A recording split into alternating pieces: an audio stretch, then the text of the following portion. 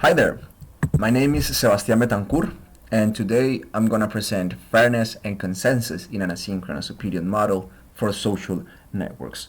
So, one may model a social network as a directed graph where the users or the nodes or the agents might have an opinion over a certain topic, a certain proposition, any proposition like AI poses a threat to humanity or CONCUR is the best conference ever, and this opinion is maybe a value between 0 and 1. And here the red agent having an opinion value of 1.0 means that he fully agrees with the proposition, while the blue agent having an opinion value of 0.0 means it fully disagrees with the proposition, and the yellow agent might have some opinion in between. And then the arrow from the red to the yellow agent means the red has an influence over the yellow agent, and this influence might be weighted also with a number between 0 and 1, here 0.5. And the idea is that these influences play a role in how the opinion of the agents evolves.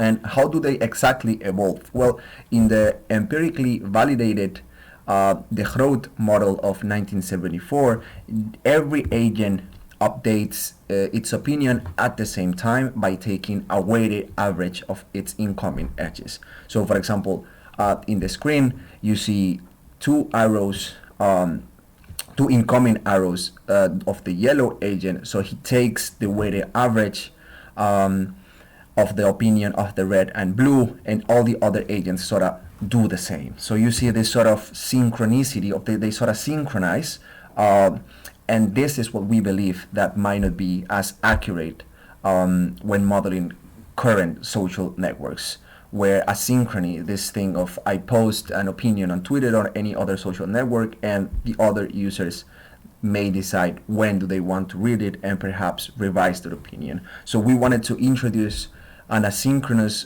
variant to this model, and we managed to do this by allowing just one edge to be chosen non-deterministically, and then just the edge that is at the tip of the arrow updates its opinion. So here, for example, imagine the arrow between the red and the yellow agent gets chosen, so only the yellow agent will revise its opinion in this time, and then it takes the weighted average of its own opinion, the yellow's opinion and the red's opinion, by weighted with the influence weight 0.5 in this case, which will result in 0.85, while the rest remain the same. And one central property in this work is the consensus of opinion, that basically captures this idea of opinions converging to the same value, right? And one might see this with this example, and then we sort of label the arrows like this, for example, and then we may choose the run A, B, C, D, A, B, C, D up to infinity. By the way, a run is just that, an infinite sequence of choices, and then this results in an opinion evolution, which is plotted like this. So you sort of see how all these agents try to reach the same opinion value, reaching what we call consensus.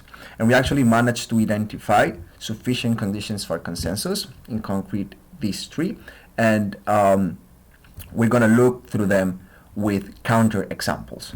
The first one is a strong connectivity, and it is easy to see why we need this, because then agents or groups of agents might converge to different values of opinion, therefore they will never reach consensus. The second sufficient condition is puppet freedom, and this is basically that no influence is allowed to be 1.0. And in this counter example, you see the red agent being a puppet because it has incoming edges with a weight of 1.0, and this allows for the other agents to sort of treated like a puppet and bounced it on and off between opinions, and then the red agent cannot serve the purpose of sort of bridging or bringing the opinions together to consensus. So we need to ban puppets. And the third condition is fairness, and it's easy to see why fairness is necessary for some sort of consensus. And here in this example, you might just choose the action A or the edge A, and then of course the opinions will never reach a consensus. So we want to use fairness to rule out runs that may not converge to consensus. And we first check one of the most common notions, which is strong fairness, that says that all edges or actions must be chosen at some point in the future, infinitely often. Now, turns out this fairness notion is not enough to reach consensus, and we might see this through this counterexample, where we chose letters or actions A, B, C, D, then A, B, C, D, and then 3 times A, B, 3 times C, D, and so on and so on. And so you see the amount of A's and C's increases unboundedly, and this allows for the agents to behave in a way that will not reach consensus. And we actually prove that there are strongly fair runs over strongly connected and puppet-free graphs that do not reach consensus.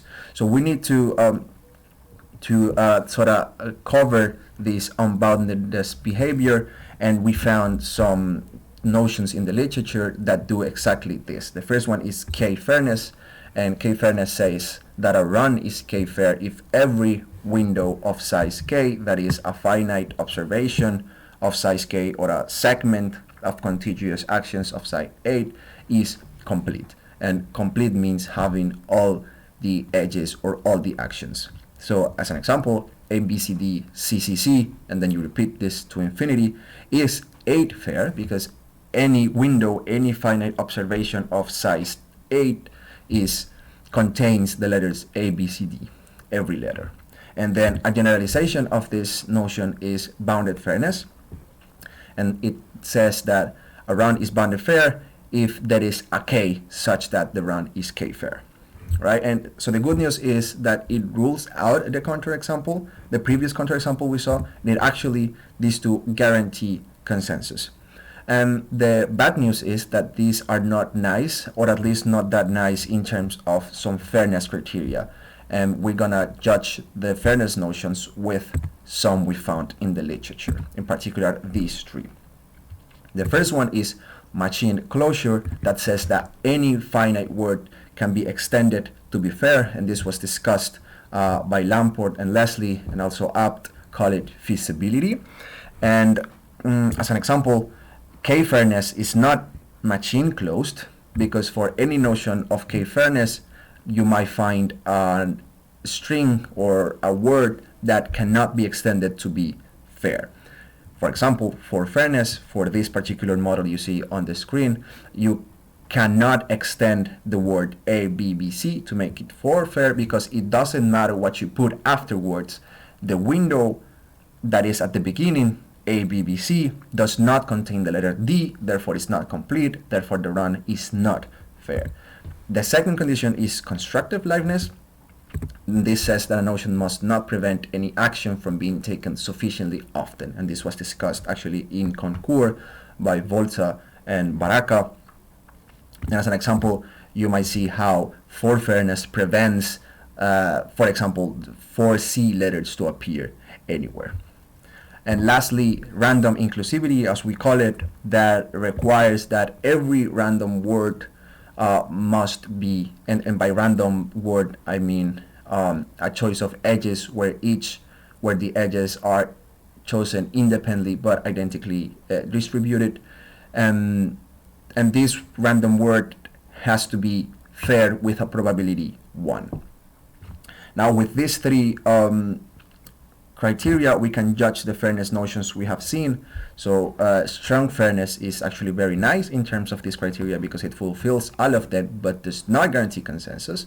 And then bounded fairness notions like K-fairness and bounded fairness do guarantee consensus but do not fulfill the criteria. So we went looking after a notion that guarantees consensus and it also fulfills of these previous conditions. And we arrived at a new notion of bounded fairness by relaxing the previous notions, requiring complete windows to appear infinitely often instead of always. And we needed this to have we needed to have multiple complete windows to appear one after the other. So we came with M bounded fairness that requires an M amount of consecutive and complete windows to appear infinitely often. And these windows might be of some size K. As an example here, you see a 2 bounded fair run because you have A, B, C, D, which is the first complete window, and then right after this one a second complete window comes, A, D, C, B, and then after 2 consecutive complete windows appear, you might do anything you want, here called finite unfairness. As long as you eventually come back to these 2 consecutive complete windows, then this run is fair. And the good news is that M-bounded fairness is machine-closed, a constructed liveness property, random inclusive, and it does guarantee consensus with the caveat that the M parameter must be greater or equal than the amount of agents minus 1. So this is the big result of the paper. But we went beyond and included dynamic influence, which is this ability or this possibility of the influence weights to change on each state or each time. And this allows us to perhaps use functions that might model, say, biases. Here on the screen you see the example of a confirmation bias that says that you are more likely to be influenced by someone whose opinion is similar to yours. But allowing dynamic influence allows for behaviors that avoid consensus, like the one you see on the screen. So we needed to add another condition, which is bounded influence, that requires the influence value to be between an interval inside the closed interval of 0, 1. And with bounded influence added to our conditions, then the previous results of consensus are preserved. And this is it. So basically now we plan to deep a bit more into the value of consensus, to which value this model tends to converge, also the speed of convergence. Perhaps some fairness notions might allow for faster convergence, and then perhaps to characterize these dynamic influence functions in sort of families, and this is something some of our co-authors have been already talking about or publishing about. And lastly, to explore how probability might play a role in this model. And that's it. Thank you very much.